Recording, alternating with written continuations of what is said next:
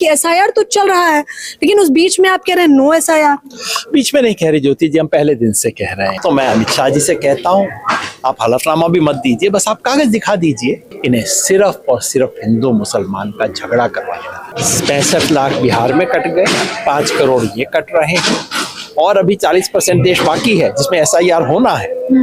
और जब तक ये एसआईआर पूरा होगा, देश की वोटर लिस्ट से 10 करोड़ के करीब नाम कटेंगे। 10 करोड़ कि ये जो एसआईआर है असंवैधानिक है, गैर कानूनी है, गैर लोकतांत्रिक है। नमस्कार, मैं ज्योति यादव और आप देख रहे हैं उल्टा चश्मा यूसी। एसआईआर के विरोध में तो न केवल पूरा विपक्ष है बल्कि जनता भी सड़कों पर उतरी। लेकिन आप सभी लोग देख रहे होंगे शीतकालीन सत्र में जब सभी को ये उम्मीद थी कि एसआईआर पर चर्चा की जाएगी, तब देश के गृह मंत्री अमित शाह चर्चा करते करते ही गाली गलौज पर उतर आते हैं। वो भी एक सुर्खियों का विषय बना रहा। लेकिन इस वक्त मेरी मौजूदगी कॉन्स्टिट्यूशन क्लब ऑफ इंडिया में मौजूद है और सीधा मैं आपकी निगाह डालना चाहूंगी नो एसआईआर। आप देखिए कि अखिल भारतीय मताधिकार रक्षा सम्मेलन पे निगाह डालिए। लेकिन नो एसआईआर जब मैंने पढ़ा तो मेरा सवाल योगेंद्र जी पहला तो यही था कि एसआईआर तो चल रहा है, लेकिन उस बीच में आप कह रहे हैं नो एसआईआर। बीच में नहीं कह रही ज्योति जी, हम पहले दिन से कह रहे हैं। पहले दिन से हम कह रहे हैं कि ये इस देश की वोटर लिस्ट को साफ करने का कोई तरीका नहीं है। वोटर लिस्ट से सफाया करने का ये तो खेल है। सफाया किसका?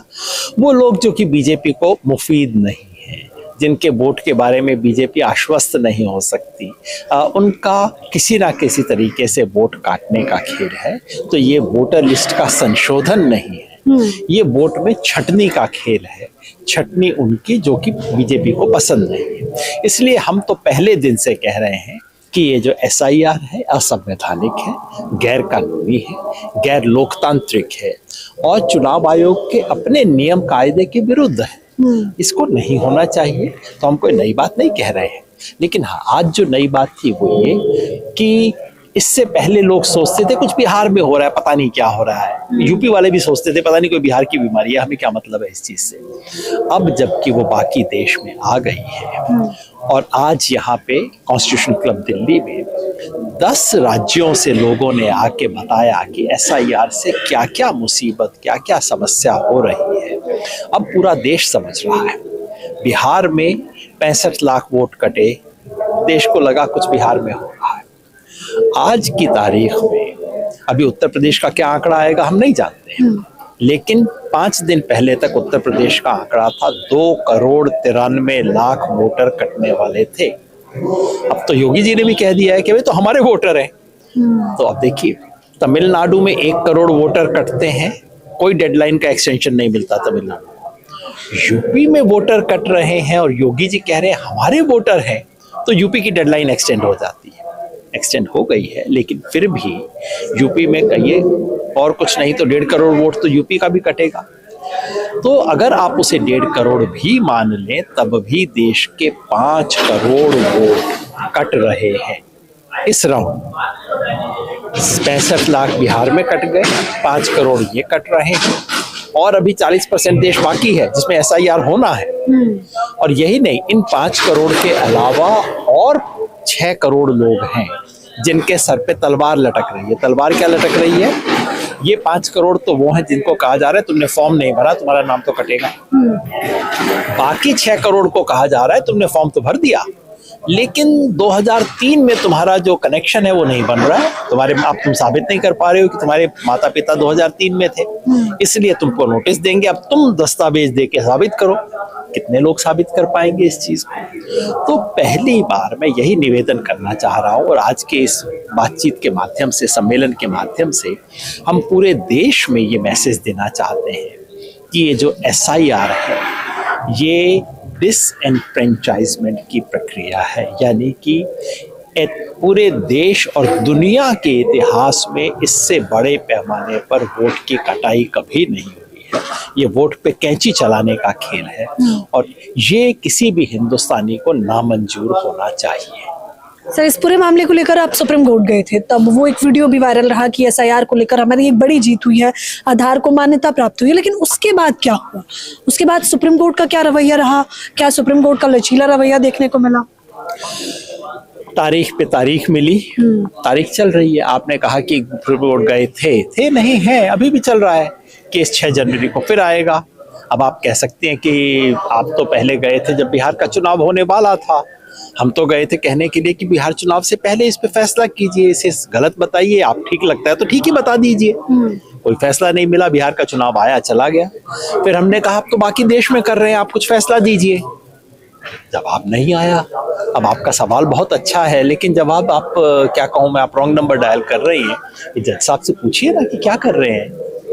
आप कह दीजिए कि भैया अच्छा है ऐसा, या कह दीजिए संवैधानिक है, या कह दीजिए असंवैधानिक है। जिसे अंग्रेजी में एक मुहावरा है, कहते हैं the operation was successful, the patient is dead. कि तो अब ऐसे ऑपरेशन का हम क्या करें जब पेशेंट मर चुका है। बिहार का चुनाव तो पूरा हो गया, बाकी देश में SIR हो रहा है। अगर होने के बाद सुप्रीम कोर्ट कह भी देता है कि जो हुआ वो गलत है, उससे क्या फायदा होगा। महाराष्ट्र में सुप्रीम कोर्ट ने कह दिया कि स्पीकर ने जो जजमेंट दिया था, जिसके आधार पर वहां सरकार बनी थी, वो बिल्कुल गलत जजमेंट था। सरकार बन चुकी थी, 3 साल काम कर चुकी थी, अगला चुनाव हो रहा था, तब जाके सुप्रीम कोर्ट ने बोला। ऐसे फैसले का क्या करें। तो आप सवाल सही पूछ रही हैं, आप जज साहब से पूछिए ना ऐसा सवाल। अच्छा, SIR को लेकर भी हालांकि चुनाव आयोग से आपके सवाल थे, लेकिन गृह मंत्री अमित शाह ने संसद में जवाब दिया कि ये कोई नई प्रक्रिया तो है नहीं जो इतना अचंभित हो रहे हैं आप लोग। SIR पहले भी रहा है, कांग्रेस के समय में भी कराया गया है, अब भी हो रहा है, लेकिन अब क्योंकि बीजेपी है इसलिए अफरा तफरी मची हुई है।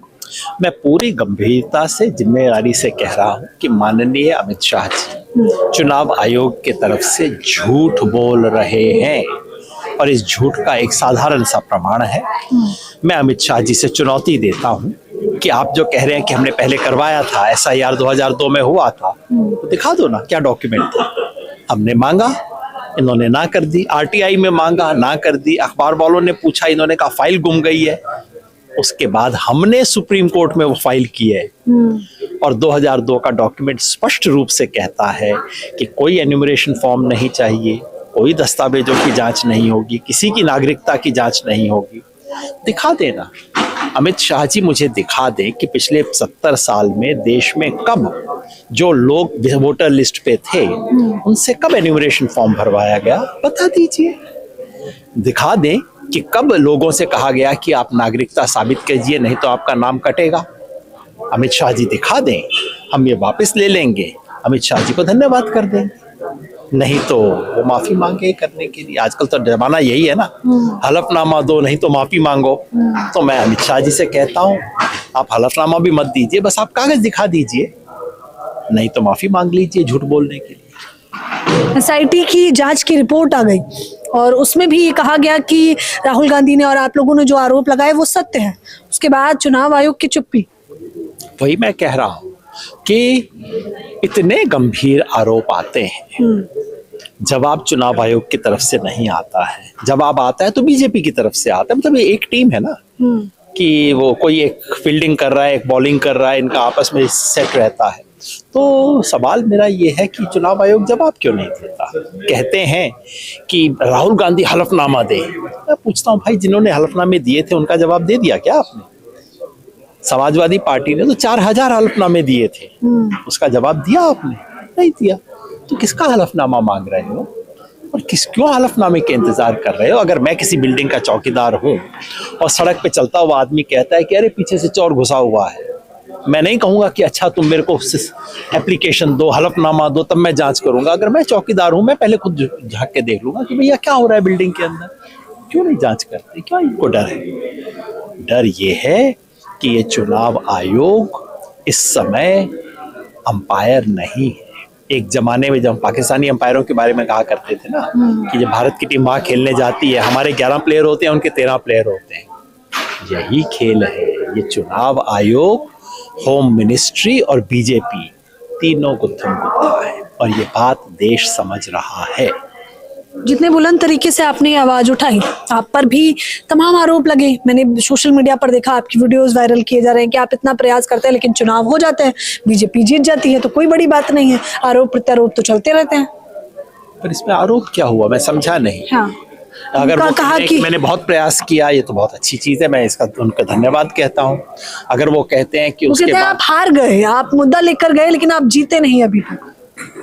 ये हो सकता है, बिहार में विपक्ष तो हारा है और मैंने उसका काफी विश्लेषण किया और मैंने कहा है कि मेरे विचार से विपक्ष हारने की स्थिति में ही था।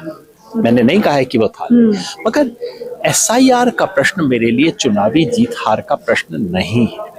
अगर कल को मुझे कोई कह दे कि एसआईआर में जिनका नाम कट रहा है वो तो सब बीजेपी के सपोर्टर हैं, मैं तब भी कहूंगा कि नहीं, उनका नाम नहीं कटना चाहिए। अगर योगी आदित्यनाथ कहते हैं 4 करोड़ वोट कट रहे हैं, बीजेपी वालों के कट रहे हैं, वापस करो, मैं कहूंगा कि बिल्कुल वापस होने चाहिए। तमिलनाडु के भी कर दो, सिर्फ यूपी के मत करो, सिर्फ आदित्यनाथ के कहने पे ना करो, स्टालिन के कहने पे भी कर दो। जहां जहां किसी भी व्यक्ति का जो भारत का नागरिक है उसका वोट नहीं कटना चाहिए, चाहे उससे बीजेपी को फायदा हो। ये मेरे लिए ये बिल्कुल एक आस्था का प्रश्न है। इस देश के हर व्यक्ति को वोट देने का हक हो, वो जाके बीजेपी को वोट डाले, अकाली को वोट डाले, एमआईएम को वोट डाले, मेरी वजह से वोट सबको मिलना चाहिए, ये मेरी आस्था है और ये मैंने उसके लिए संघर्ष किया। और अगर हमारे करने से कुछ भी वोट बचे, बिहार में सिर्फ 65 लाख कटे जबकि इनका खेल 1.5-2 करोड़ काटने का था, मैं तो इसे सफलता ही मानता हूँ। अच्छा, तमाम लोग ये भी कह रहे हैं कि क्या योगेंद्र यादव ये नहीं चाहते हैं कि एसआईआर विशेष गहन पुनरीक्षण करवा के निष्पक्ष और स्वतंत्र चुनाव हो? विशेष गहन पुनरीक्षण हो रहा है, विशेष। मैं तो चाहता हूं कि इस देश की वोटर लिस्ट साफ हो। मैं चाहता हूं कि जो भी नागरिक नहीं उसको निकाला जाए। लोग ये भी कहते हैं कि ये कह रहे हैं कि ये तुम बांग्लादेशी और रोहिंग्या को रखना चाहते हैं। बिल्कुल वही वो आप पे आरोप लगाया जा रहा है। तो मैं कहता हूं कि बिल्कुल आप इस देश की वोटर लिस्ट से बांग्लादेशियों को निकालना चाहते हो ना, बहुत अच्छी बात है। किस राज्य में शुरुआत करनी चाहिए? इस देश का कौन सा राज्य है जहां सबसे ज्यादा विदेशियों का मामला है, जहां इसके बारे में विवाद हुआ है, संवैधानिक विवाद हुआ है, भारत सरकार ने एक ट्रीटी साइन की है, वो है असम। तो विदेशियों को बाहर निकालने का सबसे पहले असम से करेंगे ना। सही बात है। असम में क्या हुआ है? पूरे देश में एसआईआर हो रहा है, असम में नहीं। पूरे देश में एन्यूमरेशन फॉर्म असम में जो हो रहा है वो एसआर है, एसआईआर नहीं है। पूरे देश में एन्यूमरेशन फॉर्म भरवाए जा रहे हैं, असम में नहीं। असम में सिर्फ वो आपके घर आएगा, टिक टिक करके चला जाएगा होगा। पूरे देश में नागरिकता की जांच हो रही है, असम में नहीं। देखिए, आप भी हैरान है ना, इस देश को पता ही नहीं है कि हो क्या रहा है। जहां सबसे पहले बांग्लादेशियों को निकालना चाहिए था, बीजेपी क्यों नहीं निकालना चाहती वहां से?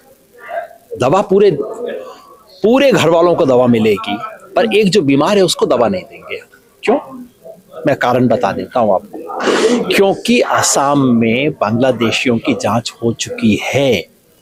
19 लाख इल्लीगल विदेशी बांग्लादेश से आए हुए असम में पाए गए हैं। क्यों नहीं निकालती बीजेपी उन्हें? तो बाकायदा डॉक्यूमेंटेड है। कारण बताओ। उस 19 लाख में से 12 लाख हिंदू हैं, सिर्फ 7 लाख मुसलमान हैं। जो सोचते हैं ना कि बांग्लादेश से आए हैं सब बांग्लादेशी, रोहिंग्या, सबके मन में मुसलमान, दाढ़ी टोपी आता है। बांग्लादेश से आने वाले मेजॉरिटी हिंदू हैं। सिर्फ यही नहीं, बीजेपी की असम में सारी राजनीति उनके कंधों पे खड़ी हुई है। तो सबसे पहले जिसको नुकसान होगा विदेशियों को निकालने से, वो बीजेपी है असम। इसलिए चुनाव आयोग कहता है बाकी पूरे देश में हम बांग्लादेशियों की जांच करेंगे, लेकिन जहां 19 लाख बांग्लादेशी हैं वहां हम जांच नहीं करेंगे। आप बताइए क्या है? तो ये जो एसआईआर जांच करो, हाँ। खूब करो, पूरे देश में करो। और जरा एक बार बता भी तो, बिहार में कितने मिले बांग्लादेशी और रोहिंग्या? आज तक जवाब क्यों नहीं मिला मुझे? मैं तो पूछ के तंग आ गया कि साहब आप तो बांग्लादेश कर रहे थे ना बिहार में, कितने मिले आपको बांग्लादेशी? सच ही है, एक नहीं मिला। और मिले कौन? बेचारी नेपाल से आई हुई हिंदू औरतें मिली। अब हिंदू हैं, बीजेपी क्या करेगी उनके बारे में? इनको भारतीय और विदेशी में कोई दिलचस्पी नहीं है।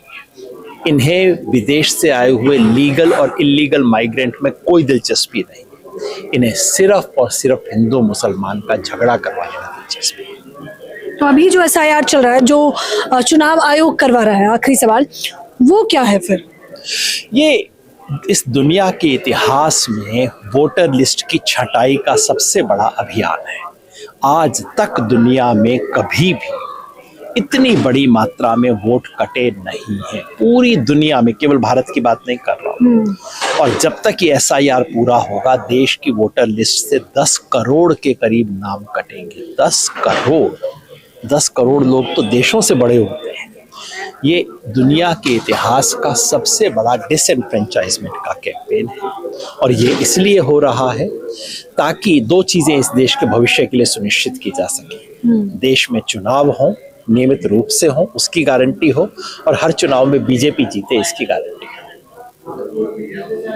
हर चुनाव में बीजेपी जीते इसकी गारंटी के लिए ये इस प्रकार से SIR करवाया जा रहा है। हालांकि SIR के विरोध में केवल विपक्ष नहीं है, ये बात तो आप बखूबी जानते होंगे। अगर केवल विपक्ष होता तो राजधानी दिल्ली में महारैली जो करवाई गई उसमें सैकड़ों की आबादी में वो जनता आई थी, जिनसे उल्टा चश्मा यूसी की टीम ने बात करी थी।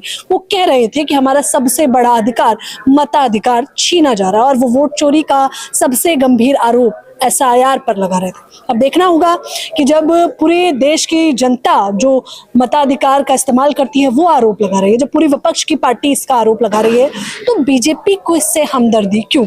और मुख्य तौर पर योगेंद्र यादव ने तो यहाँ तक कह दिया कि हमें तो उस बात से भी हमदर्दी है जब CM योगी आदित्यनाथ ने कहा कि वो जो वोट काटे गए हैं उसमें बहुसंख्यक आबादी वाले तो बीजेपी के मतदाता थे। तो यानी कि इनका मुख्य मकसद यही है कि चुनाव हो, और चुनाव निष्पक्ष पारदर्शी हो, जो कि चुनाव आयोग दावा करता है। कथनी और करनी में फर्क ना हो तो वो बेहतर रहेगा।